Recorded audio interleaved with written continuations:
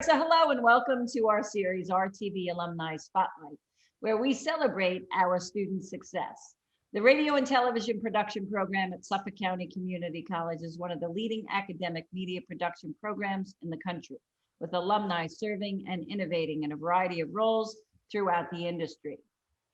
I'm Gail Sheridan, the Assistant Academic Chair of Communication, Radio, Television, Film, and Executive Producer of the series. I'm delighted to welcome you and launch this very unique series.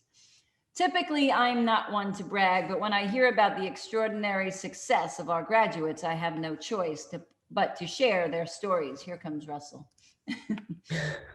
Just a couple of ground rules. We are going to leave the mics off except for Marisol and our honoree.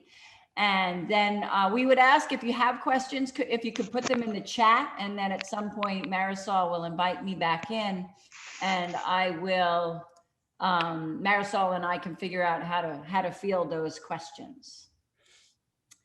What else? As a proud alumna of this amazing program, it is my honor and privilege to introduce current RTV student, associate producer, director, and host of this series, Marisol Pena, who will be graduating this May. Take it away, Marisol. Hello, everyone, and thank you for attending. I'm very excited about this series. As a student in media, I've always find it refreshing to hear stories and perspectives of those who are currently working in the industry. And today, my guest is Gregory Bracco. Good morning. Good morning. Our honoree, a graduate from Suffolk County Community College's RTV program. Please allow me to introduce and honor the person that has been employed by the most watched television network, CBS, for over 30 years. He has worked for CBS Sports and CBS News. If there has been a major news story in the past 30 years, he has covered it. He has traveled to 3 Winter Olympic Games, including France, Norway, and Japan. Currently working as technical director at NHK Japan Broadcasting Corporation with some of the most advanced production technology, hosting over 300 million households in 160 countries and regions. So again, please join me in warm welcoming Greg Bracco. Thank you so much For being here. All right, so let's just hop right into it. Do you love what you do still? Yes, yes, I do. I still do love it. The proverbial saying is, you gotta love it. It's still a job, but I'm very, very grateful for working in a business, a field that I can say I love it. I enjoy it. The ups and downs, the gratification. Not many people can say that they're working in a field that they chose, work to get ahead in, and then succeed in, and have a career and a family and everything that comes along with that. That is a very big accomplishment, especially with what you would consider an industry to be so competitive. So that is a big accomplishment. Do you feel, is there ever a dull day for you at work? Okay, yes, there could be dull days. If you want to call dull days, there are days that it's just the normal everyday thing that we do. Yes, it could be, but that's a job. You show up to work, you do the job you're hired to do, and then you go home at the end of the day. Yeah. There are days during high profile events. I happen to work in news, and when I was working in sports, there was big sporting events. Election week, this was a big election. News events change dramatically, sometimes on a daily basis. But there are days where you just do a normal story, you just do your normal show, and those would be, if you want to call them, dull days, but that's the job. So I was just thinking, so I work in a restaurant, right? And as soon as I walk in, it's go, go, go. I'll scarf something back and then go, go, go, and then scarf something back for dinner. And then before I know it, I'm home. What is like a day in the life for you? Like, is it crazy like that as well at times? Well, for the majority of my career, I was getting up at 1 o'clock in the morning, 3 a.m. in the morning, and going to CBS. Even prior to CBS, I worked at CNN. Also, I originally started at News 12, where I worked in the mornings with them. NHK now, I happen to be a 10 to 6 or a 9 to 5 guy.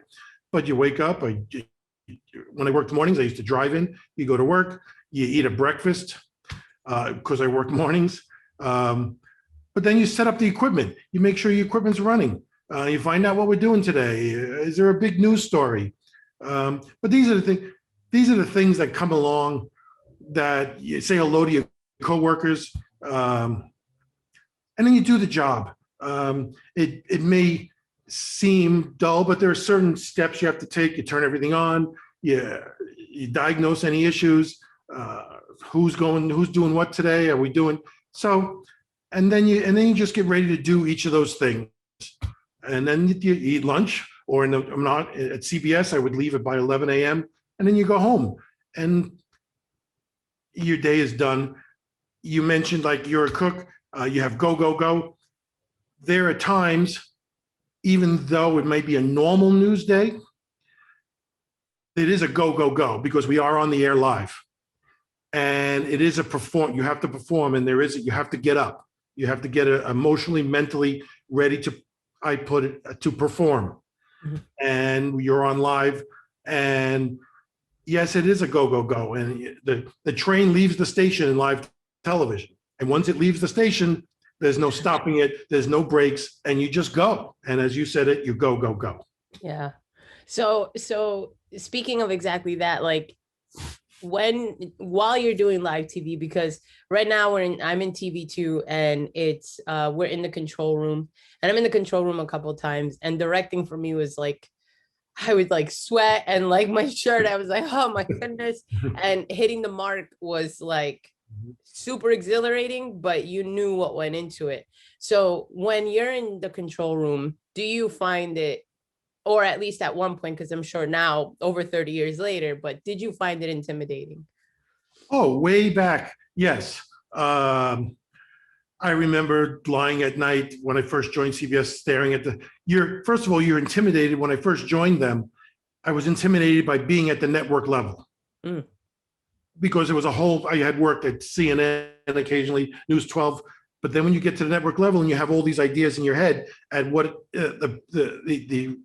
they expect from you at that level at that level job.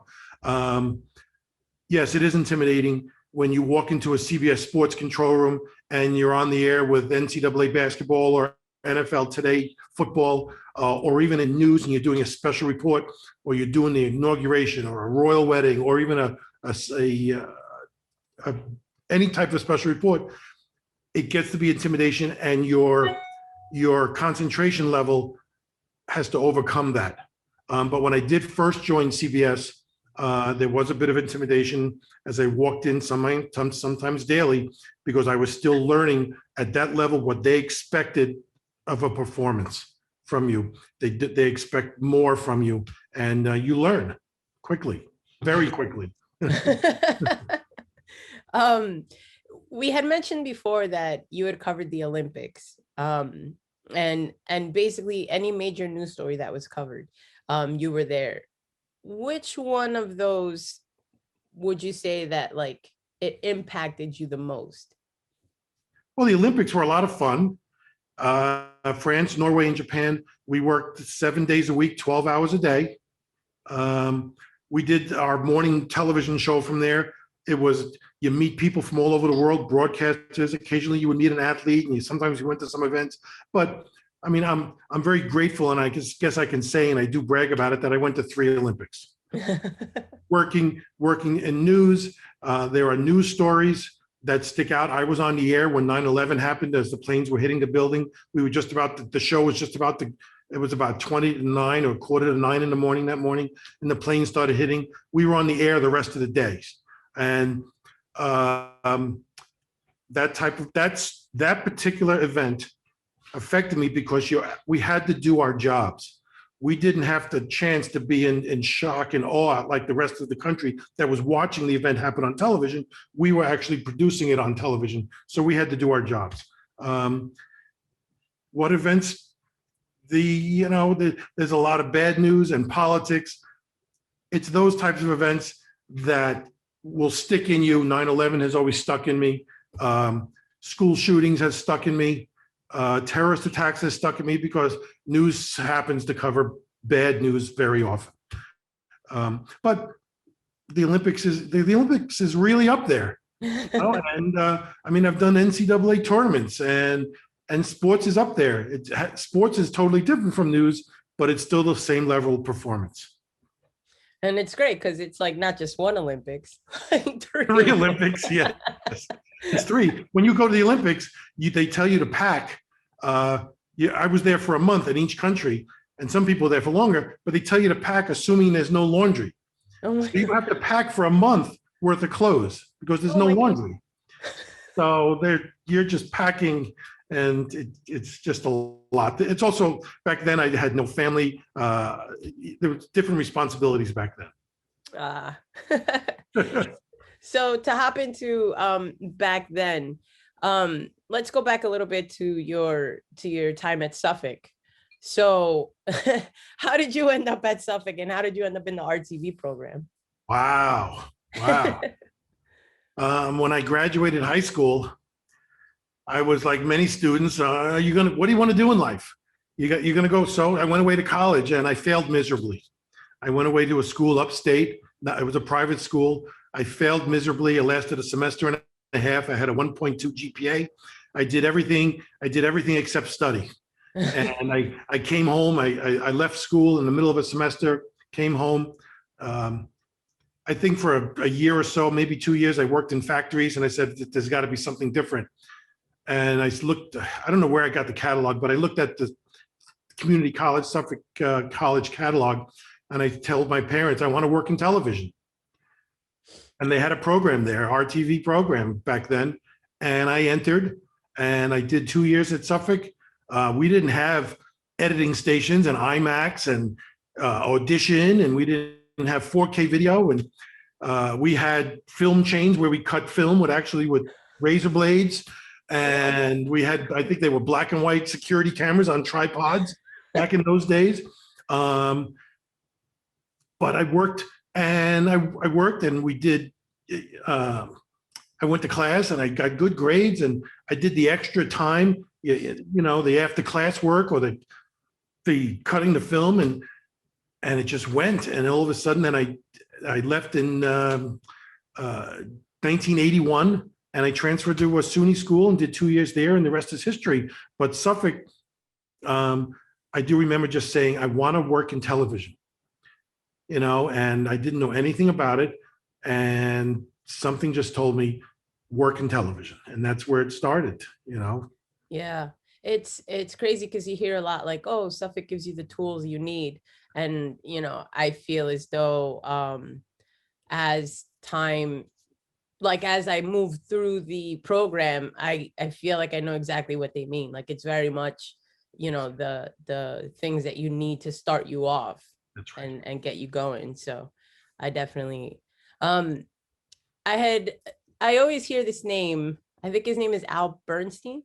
That's his name, I think. I hear the name a lot. You had a chance to study with him? Yes, he was my professor or teacher back then. He played a major role in what eventually my career ended up going into in that direction. I was taking beginning production back then, and he was the teacher. And he didn't say it directly to me, but he said it to the whole class. He said, if you can learn Chiron, learn it, because that's where the money is.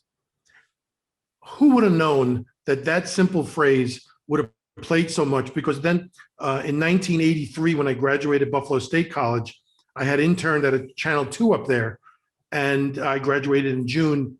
And in August of that year, the production manager called me. He says, listen, we need someone to do Chiron. And all of a sudden, something clicked in my head. And I said, yes, I'll take the job. So I was working 2 or 3 days a week at $5 an hour. I was happy. I was ecstatic. And that's where my career went. I had to make a decision, where direction do I want to go in? And most of my career, 30 or 40 years, has been in the graphic department, on-air graphics for sports and news. Back then, Al has been known to be he brings across a toughness, a work ethic or an expectation of toughness and stress level in the control room. His screaming and his demanding of work prepared me and prepared other students and other alumni that are now working to be ready to work in live television situations in a stressful situation. And that's how he influenced me. But that simple statement that he made in 1979 is where I am today. Do you have what would be the equivalence to that statement? Like, is there like a piece of something that you that you see being the next thing or the current thing? That's it. Wow. First of all, I tell students, get an education, get a degree. I also tell them to get an internship, very important. I encourage them to get an internship. I know there are schools out there that have operational or maybe have television station type of operations in their department. But I do encourage students to get internships outside of the school so they get into a professional atmosphere in a professional environment, because at that point they're expected to work on deadlines and they have bosses and they're working right next to on a desk right next to professionals, working people. I tell them to do the extra work to go after class. The learning is not acquired directly in a classroom situation or in a crowded studio or control room situation in a classroom. But it's the after work, the hands-on, the how does this work? Let me work on this. Sitting in an editing bay where you have now at Suffolk with your IMAX, sitting there and doing extra, watching the tutorials online, but learning. And I tell them, but most of all, get an education, get a degree, because these days employers are not going to interview you without a bachelor's degree, without a 4-year degree. That shows to them that you have accomplished an education, some type of maturity. Yeah, I've noticed a lot when looking around is that a lot of people no longer prefer the experience over. I mean, both experience and education is great, but oftentimes they'll look up education first. And it's just nowadays everything is keywords and search words and things like that. And education is number one on that list. So it is important to, like, as much as you can get your foot in the door in elsewhere, I can assume that it'll only take you so far. That's right. That's right. But that's crazy. In the work environment, really in television, 80% of your success is attitude. 20% of it is actually knowledge, because you can always be trained, and over time you'll learn what to do. But you have to get along with your coworkers, your teammates. You have to be able to do it. Many people may not actually work in live television. There's actually, in digital cinema, it may not be a live environment, but you have to get along. You have to become part of a team and produce a product in this field.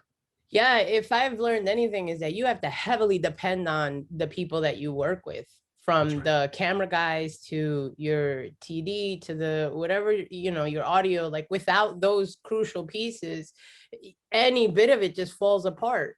So like, you have to learn to let go of that control in a sense, and know that the people that you have in place are going to get you to what you need and to do your role as well. And it wasn't until TV2, because TV1, it was like, yeah, okay. But TV2, when you're already producing your own pieces, you're like, oh man, if this person doesn't pull through, this is going to be a mess of a show. So that's just something always important to keep in mind as an employee, is that you got to do the best that you can at your position, or else they're going to move on to the next if you can't hold your own. That's right. And just imagine if you had to produce that segment every day, 5 days a week. Okay? Every single day, 5 days a week. No, or thank you. 2 days a week, not just once a semester or 2 or 3 segments a semester. Yeah. Every day or 3 days a week, you're responsible to produce this amount of work. And you have meetings that are going to talk about your ideas for the next few weeks. Yeah. Oh We're my God. preparing ahead. That's the life of a producer. Always on the phone, always booking interviews, always looking ahead, weeks ahead. When you say it like that. I did it. Gail and I ran through it 3 times and I was so excited. I hit it on the 6-minute mark. I can't imagine doing it like days at a time, That's right. for weeks, but I have to assume that eventually becomes like plug and play. Like you just take Yeah. out the, That's the right. interviewee, put the next one in, but the show, the basis is always the same. That's right. The show's always the same. That's right. That's right. It's so interesting. Never, you didn't look at it that way, right? Every day. Yeah, no, never. Yeah, I guess it was a part that just always, because, we don't have the opportunity to be into the real world just yet, right? Like nobody at CBS is opening their doors and saying, hey, yeah, come through a walkthrough right now, Yeah, yes. But it does kind of help open our eyes a little bit in saying like, wait, it is different. I used to bring, when I worked there, I used to bring students. I used to bring 2 students in occasionally. CBS will give you a tour, but you won't get the tour that I used to give. And I used to bring students 1 or 2 at a time and let them watch what we actually did. I would let them stand in the control room, let them stand in our graphics room. I would show them the edit bays downstairs and where the video was played out from. And their eyes were just like, wow. Because you hear about it, or you may see it on television or YouTube, but when you actually stand in a room where they're doing a live newscast or a 2-hour show like CBS This Morning, you're just you're amazed at the teamwork and how this all comes together. And it's like, yes, it's eye-opening. Jake just made mention about how great an experience that was. That's yeah. Right. That's right. I hate that I missed out on something like that, or that we all did actually, but that's amazing. And if I think that would help put things into perspective for students, is this really what I want to do? Is like looking at this and seeing it, is this something that's like, wow, I absolutely want to do this, or you know what, this doesn't seem like it's for me, or whatever the case may be. So it could help put things in perspective. But there are so many different ways. Not everybody has to do live television. There's digital cinema, there's TV series, there's nobody shoots film anymore, but there's cinematography and there's commercial and there's so many different, there's streaming now, but not everybody has to work in a control room, live television, sports or news, whatever it is. Not everybody, there's so many directions these days to go into. And that's good to hear, because so I graduated in May and I'm super afraid of moving on or getting into the real world, like moving forward, because I'm not 100% sure what I want to do. And although I love this program, it's like there's so many different avenues. What do I choose? But it kind of goes back to what you were saying about getting an internship, going and pushing myself and learning what I can. So I feel like that's right. That's right. Yeah. You should get an internship. Anybody should get. When I was at Buffalo State College, there was an internship. I did 2 internships. One of them was in a newsroom at Channel 2 in Buffalo, and another one was at a production company, and we were producing segments.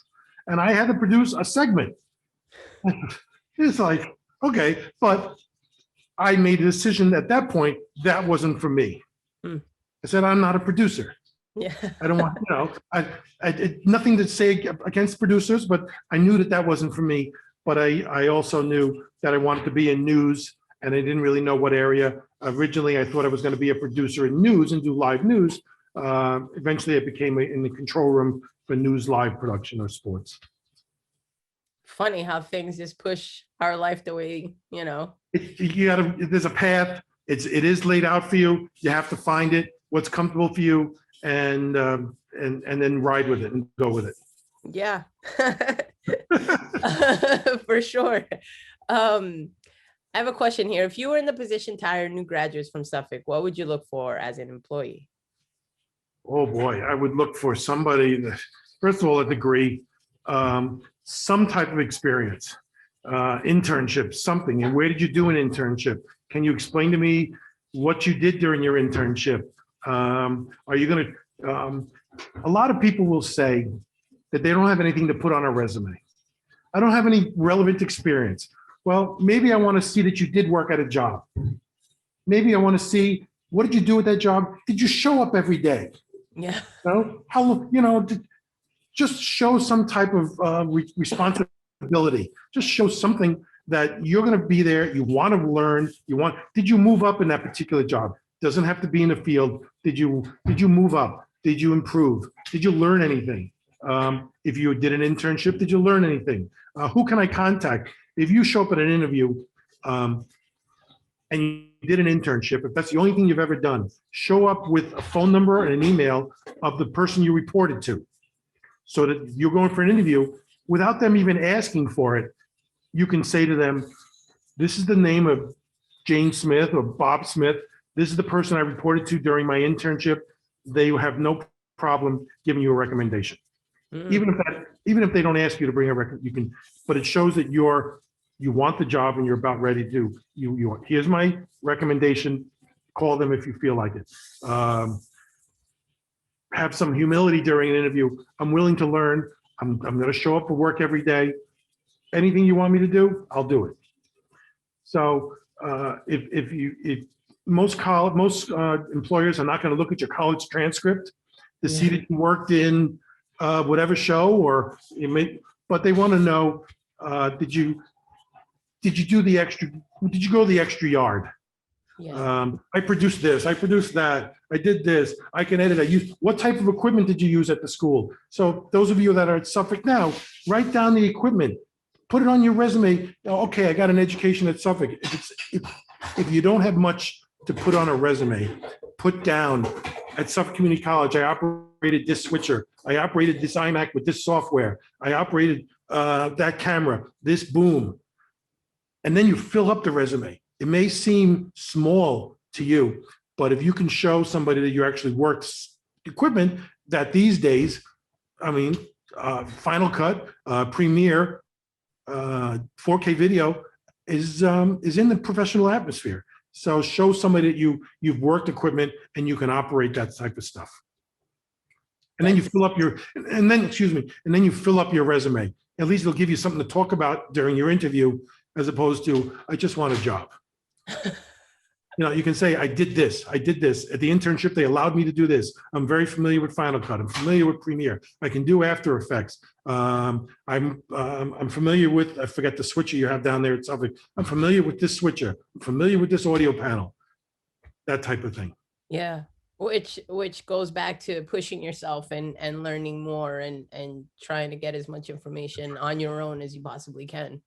That's right. They want to see experience. Not only did you do work, not only in an internship or in a school environment, did you work in the control room? What pieces of equipment did you work on? Yeah, that's a good way to get your foot in the door, at least, to say I've done something. I've done something, and this is what I've done. At least you have something. Excuse me. You have something to talk about, as opposed to just sitting there and saying, "I'm right out of school and I need a job." Yeah. Be prepared for the interview. Sell yourself. You got to sell yourself. This day it's very tough. Each one of your students and fellow students that are sitting there, if you were in a classroom, if you look at the person next to you, if you were in a classroom, you're competing against that person for a job. These are all friendly now, but a year from now, 2 years from now, 10 years from now, you're competing against that person for a job. Yeah. And you want that job. And it's nice to make that connection, to have a friend in the business, but at the end of the day, when it comes to getting that job, you got to put yourself, you got to sell yourself. Yeah. Let's see. So I have any advice or thoughts for current students choosing a college to continue their education in the radio and television production? Well, going with the internship subject, I know that there are various SUNY schools, and there's also private schools that have a communications department. I know that there are one particular that our students are very familiar with. I encourage, and I've never downplayed or down-talked a school, but I would encourage an internship. I went to school in Buffalo State College. And their internships, Buffalo is a top 30 market.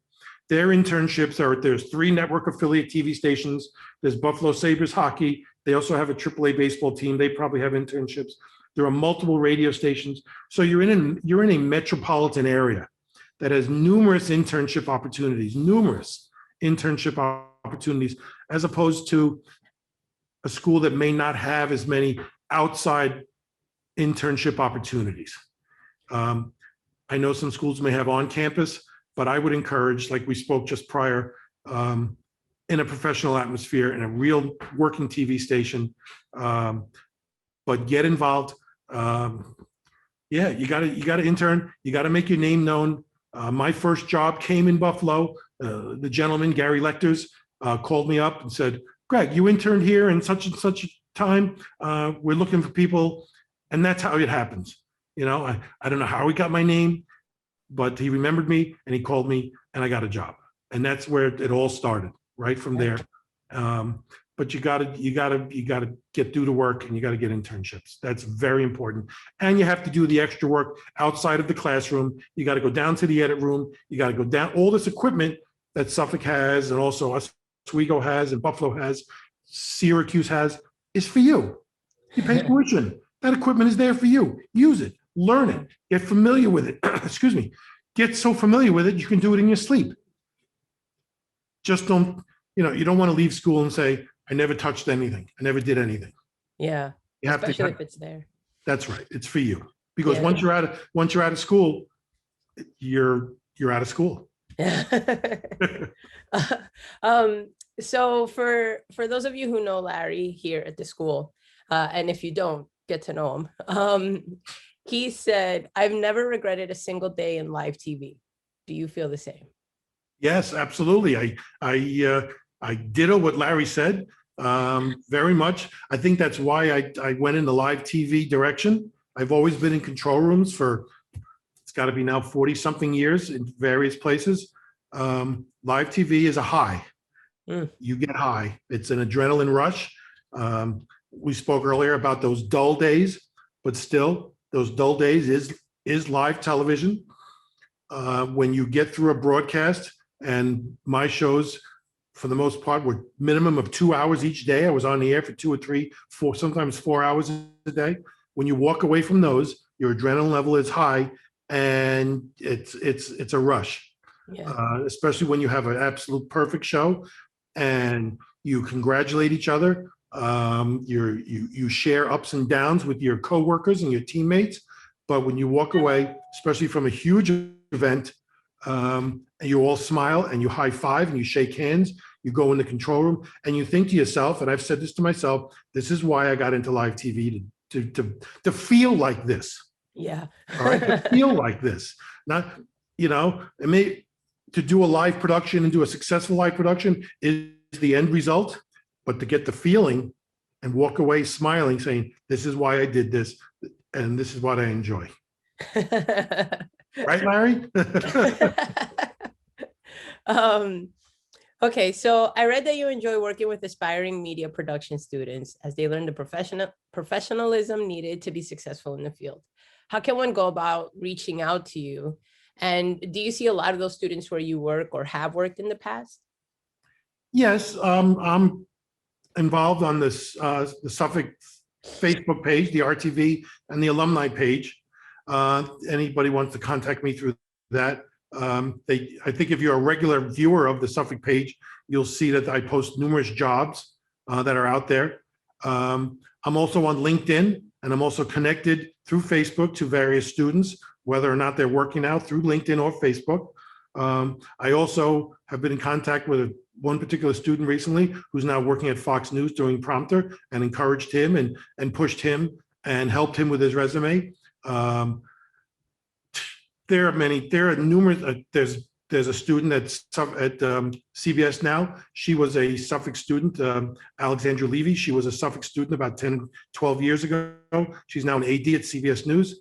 There's a PA down there now. There's numerous I have seen and been in contact with, and I know people that are working in the business. Jake is working over at Newsmax. There are very successful people. It's a very successful program, but these are the people that are working now. They're the ones that did the extra work in the years prior. They're the ones that went out and worked for free and did the sweat, or spent the extra time in the edit room or in the studio or at the switcher. and they're the ones that did the extra time. Yeah, and that even allows the door to open up and come back and work with Suffolk as you did, Yes.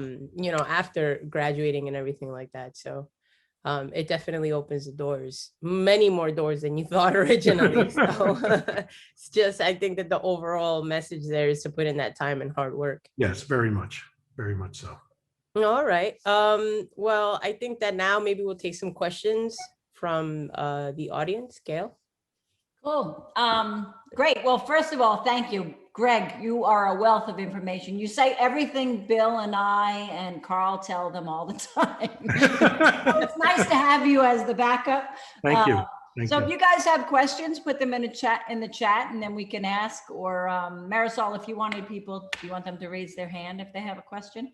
I, of course, have a slew of questions, but I don't want to monopolize. So do you want them to raise their hand or put it in the chat? I think maybe in the chat. Okay. All right. So please put your questions in the chat while we're waiting for them. You would have thought I invited you to emphasize how important internships are. Yeah. Because I run around saying that all the time. Couple of things, points of clarification. I love that you said the part about the cover letter and the resume, because in the internship class, that's the first assignment. You know, I give them a mocked up one and it talks about the equipment they've operated and stuff. So those are real. And then we do mock interviews so they know what to expect. So I think that definitely helps. I, like you, but it was when I was at Suffolk, I did 2 internships as well, both outside the college. Same thing, but it helped me find my way. You know, I became very, very interested in instructional media. So, and then I did the Long Island Sports Network, which was the live scenario. So it's, you know, again, very exciting, but those internships are really key. Right now, we have some internal internships. That's actually who produces our You Should Know series for the most part. Although we have the EFP, I introduced that in this class too, to get them a sense of what that is. So, because we have some students that need to do internal, plus COVID forced us internal, because we weren't allowed to send students out in the field on site. Anyway, obviously we're turning a corner on this virus and there will be some external. As a matter of fact, and a couple of students on this call are interested in this, we actually are starting an internship with the Suffolk County District Attorney's Office.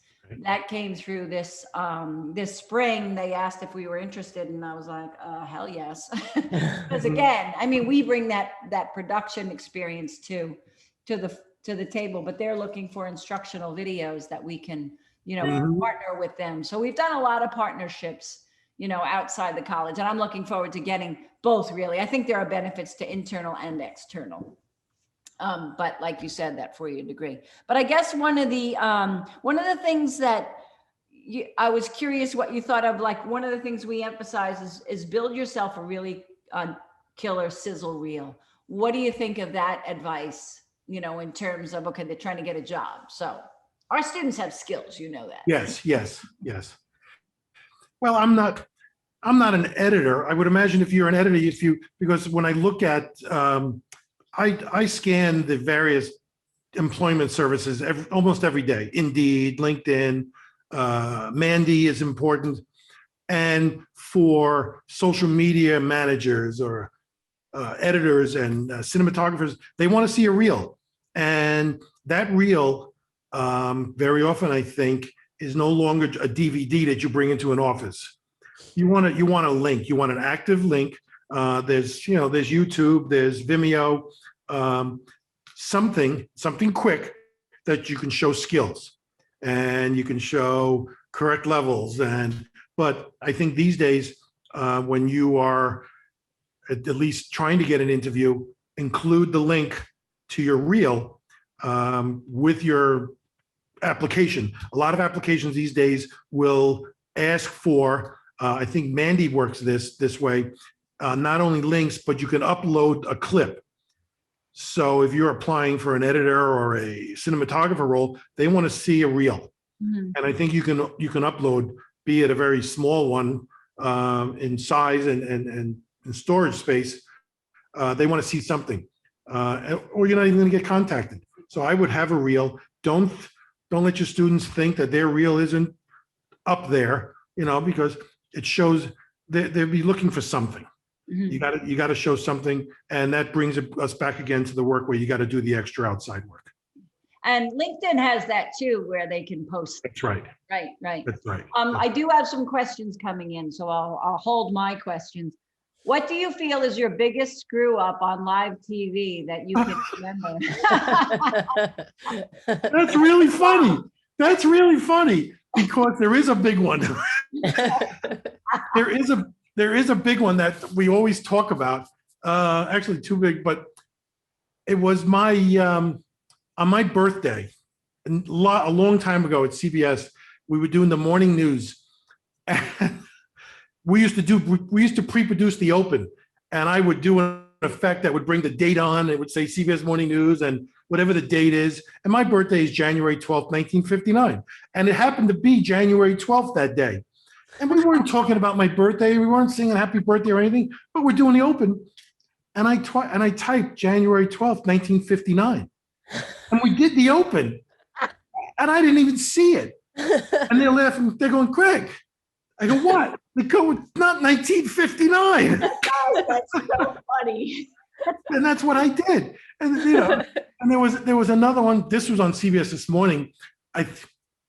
This gets back to Marisol talking about those dull days. I think I was napping during a segment, and I had a lower third up or something, and they said hit font or something, and I probably in my daze I hit the keys and the wrong.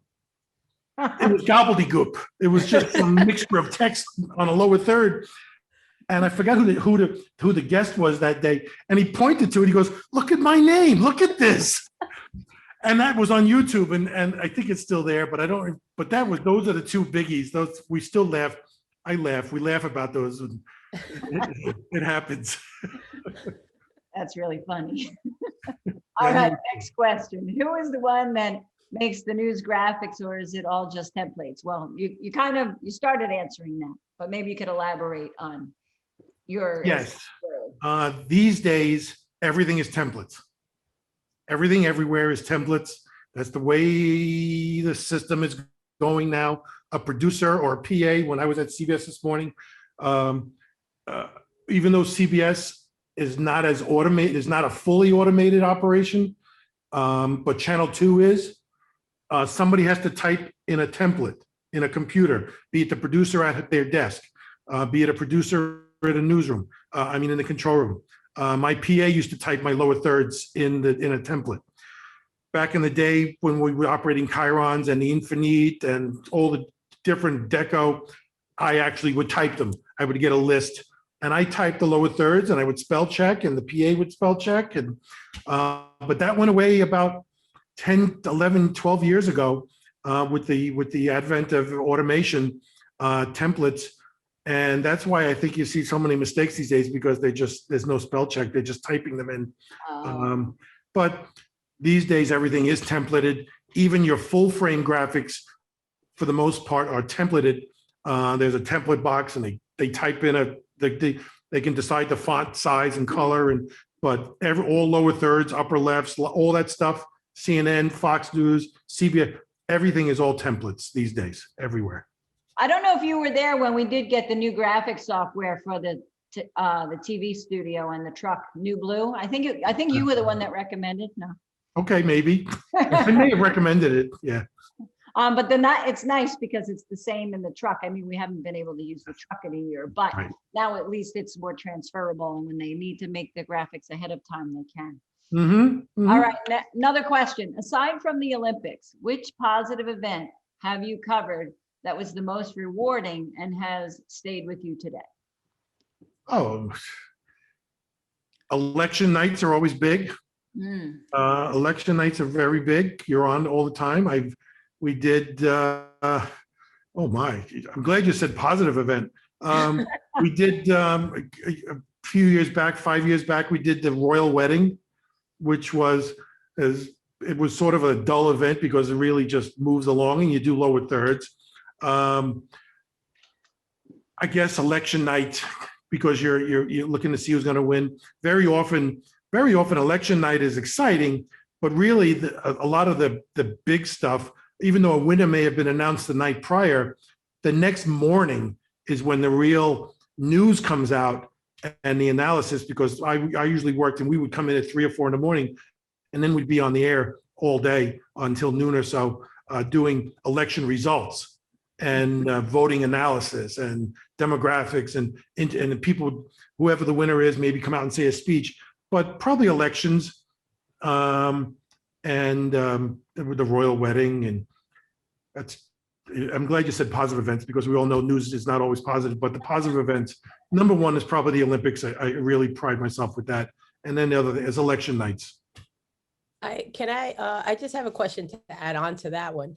Do you ever feel like oversaturated by the information? Like, so do you turn off the news, or do you watch it like curiously, like, oh, what are they doing here or there? Or I do. I find myself very often I may watch just to see how various organizations do something. I do watch it for entertainment, but sometimes, even though if bearing in mind that news is sometimes negative, when you turn off the TV or you watch an evening newscast or a CBS This Morning or a noon local newscast, it goes off after a half an hour, or after 2 hours, or after whatever that. But they're in the control room, they have to, not local stations, but at the network level, they have to do an East Coast feed, a central time zone feed, and a West Coast. So they're very often doing that newscast over and over and over and doing updates to it. So you see the same stories over and over and over again.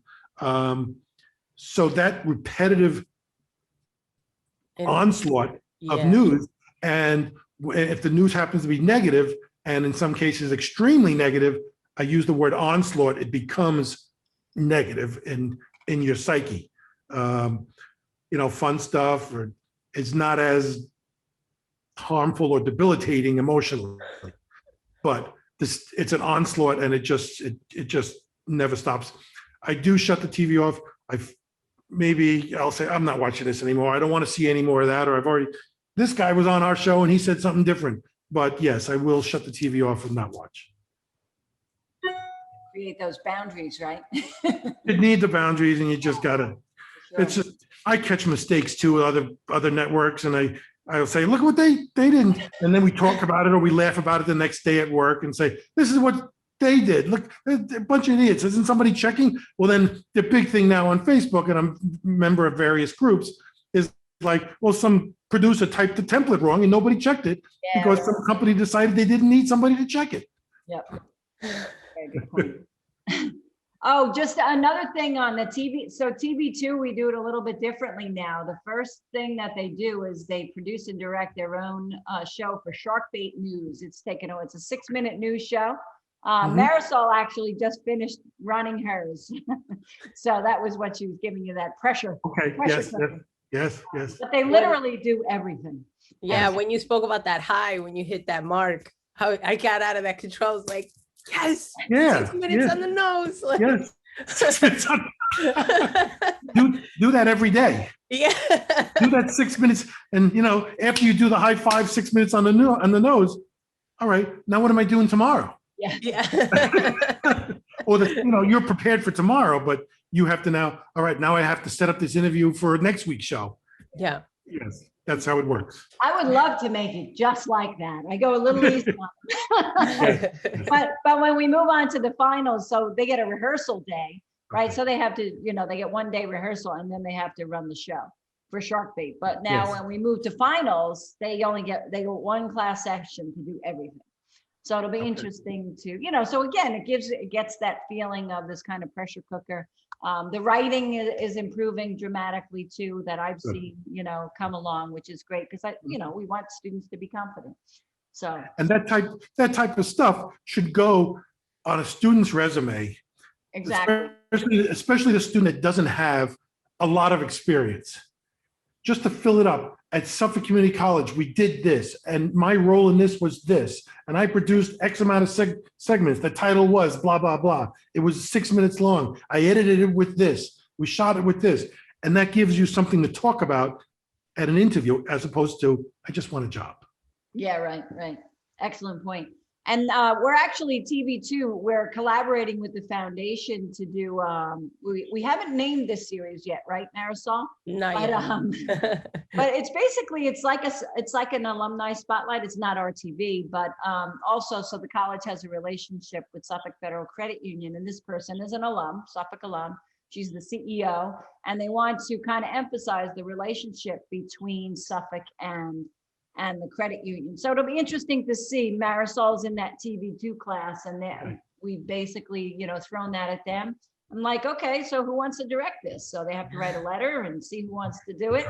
That's We'll right. see how that goes. But trying to make it as real life as we can. So like you said, in that interview, they can nail it. That's right. That's right. Cool. Let's see, there's another question. Have you ever worked with Rich Hoffman, the weatherman? And have you ever worked with weather news in general? Well, Rich, where's he work? Is he at News 12 or is he? All of my work I started with News 12, and it was with, I don't remember Rich Hoffman or who I did, was gonna say, I don't remember. Jordan, where's Hoffman?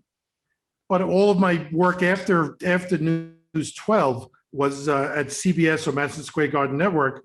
So we don't really do a local. Yeah. I worked at News 12 when it was, that was a long time ago, right? who was the Latino guy, the Spanish guy? I don't remember. We're talking 1985, 86, 85 back then. Most of you probably weren't even born yet. Melba Tolliver, and I remember when Lee Tyrell was in her early 20s, so that's how long ago it was.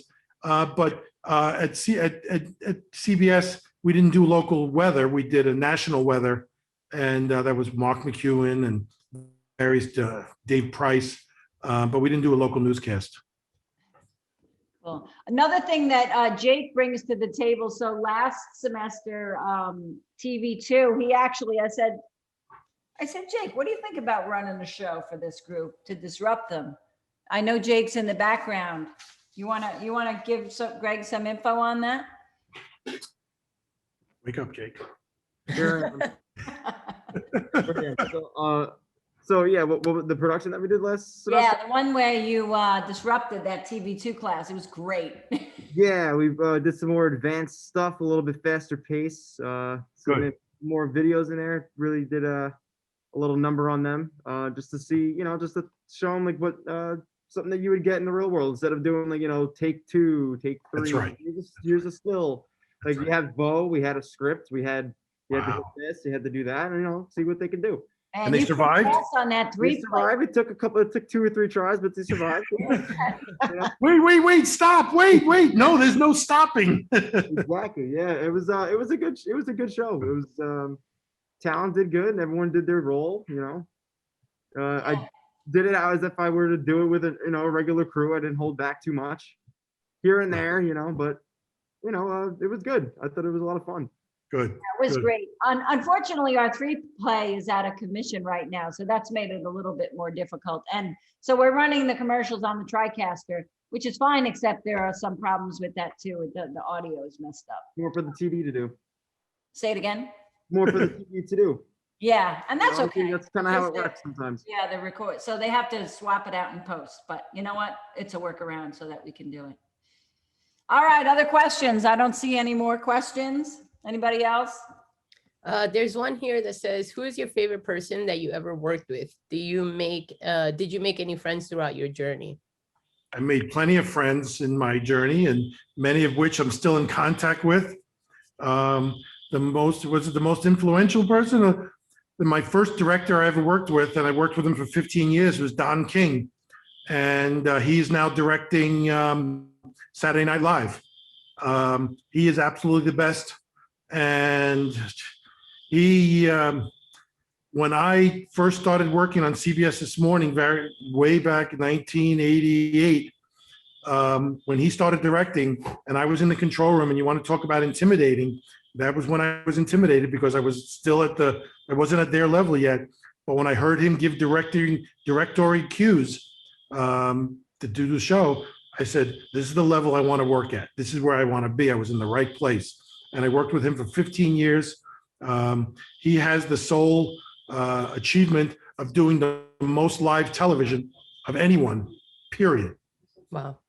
You know, he's done CBS This Morning for even before I was there. He now does Saturday Night Live, and he's done more live television than anyone. But he is the most influential, and he brought me to the level of where I wanted to be. That's awesome. There is another question that came in. You mentioned before you went to Buffalo. Are there other SUNY schools that stand out on a resume?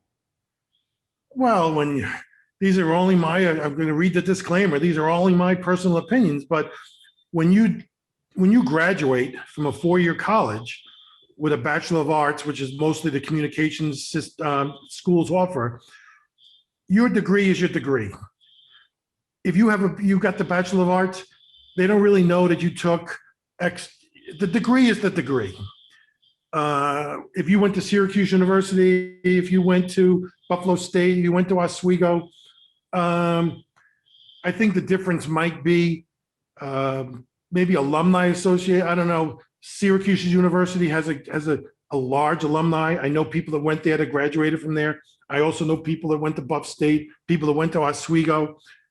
You know, it's not really the school. I think it's the work that you put in and the work afterwards, because that Bachelor of Arts on the bottom of a resume, once you start gaining experience and start adding to your resume, you start deleting and editing out stuff that you don't need.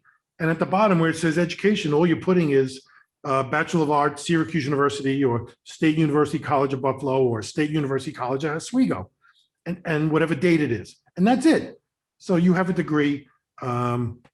It's just a matter of how much money you want to spend. Yeah, I was going to say, sometimes it's money, right? We send a lot of students up to Oswego for sure, Yes. that transfer agreement. But the credits transfer, as you know, to Buffalo as well, That's right. and many, many other schools. So That's right. They're all good. It's just, you pick the one. I would encourage you to visit all of them and just see. And if you're going to make a trip up to Oswego, up to Syracuse is just south of Oswego. Buffalo's another 2.5 hours from Syracuse. Visit them all, and then you make your choice. yeah, that's great advice. Cool. All right. Any other questions? Well, thank you both so much. This was terrific. Really informative. Greg, I'm so grateful. You're so knowledgeable. You have such experience, and you know our program, which is super. Yeah. Yes. So thank you very much. Marisol, great job. Thank you. First of all, Marisol, thank you. You're welcome. Thank you. terrific job. Awesome. All right. Good seeing you all. Good seeing you all, you guys. Great to see you. Enjoy the rest of your fun. Oh, that was my question. How can you take 3 weeks off when you work in television? This was an agreed upon thing when I got hired at NHK. We were supposed to be here last year at this time, but because of COVID, we couldn't come down. The borders were closed. So I told my boss, I said, remember that? He goes, yeah. I said, well, my wife and I had set this time aside already. So I told him, I said, that was another thing. When I got the interview, I said, I just got to let you know, I have this trip planned and I have tickets bought and everything. So he says, don't worry about it. So this year when I went to him, I said, remember that back then? He goes, yeah. I said, I have to do it now. There are some reasons we're down here. We had to do the condo and stuff. So he said, go. No problem, go. So here we are for 3 weeks. And when I was at CBS, I used to get 6 weeks vacation also. Yeah. So when you work for a company, they actually pay you to take vacation. What is that? Oh, that's awesome. So you're not going to go every year at this time for 3 weeks, or? Not for 3 weeks, maybe 2 weeks. Eventually, when I do retire, we'll spend the winter. We're very proud. We just became grandparents of he's 4 months old now. Oh, wow. Congratulations. Thank you. So we're planning on bringing them down here next December. But for the next couple of years, of 5 or 6 some odd years, we'll rent it out and just come down here a couple of weeks a year. But eventually I could see being down here for winters. Yeah, I bet. Cool. Yes. Oh, well, that's awesome. Well, enjoy the rest. Thank you. Thank you so much. All righty, Gail. Thank you. Thank you, Marisol. Thank you. It was a pleasure. All right, Bye, everyone. bye, guys.